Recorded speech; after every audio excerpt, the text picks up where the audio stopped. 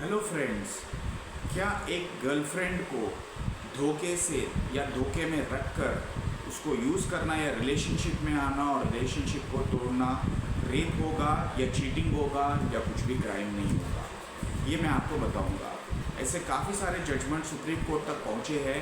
Supreme court ने clear cut बताया है कि इवन लॉ में भी अगर आप देखेंगे, जो कंसेंशुअल सेक्स जो आप समझते हो, consent obtained by playing fraud on a girl is nothing but a rape।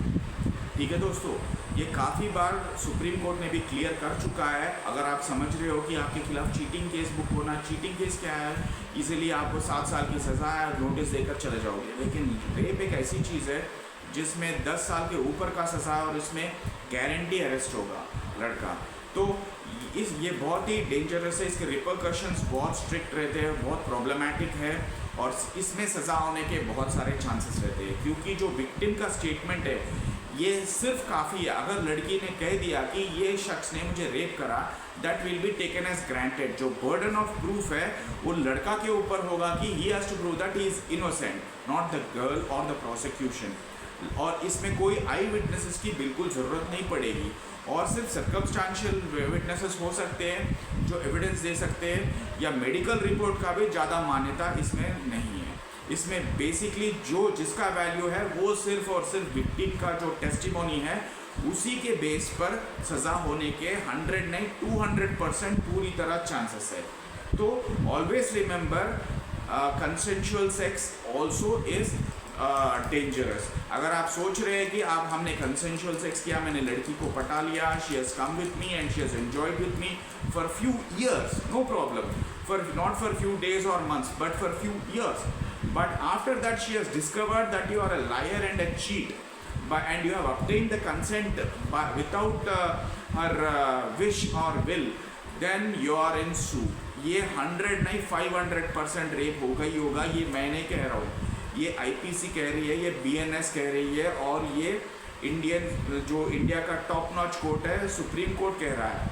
और इसके अलावा एक जजमेंट भी है डाक्साबेन नाम से, DAXABEN, डाक्साबेन। आप उसमें मारो गूगल में, आपको पता चल जाएगा। इसमें क्लियर कट सुप्रीम कोर्ट ने बताया कि जैसे रेप जैसे हीनियस क्राइम्स में हाई कोर्ट्स और supreme court will also they will not quash the proceedings, और इसमें कोई कॉम्प्रोमाइज़ का भी चांस नहीं है। ऐसे बहुत सारे केसेस में देखता हूँ, लड़का लड़की के बीच में झगड़ा होता है और रेप केस बुक होता है, and finally the girl will compromise with the boy and they will approach the high court for क्वॉशिंग।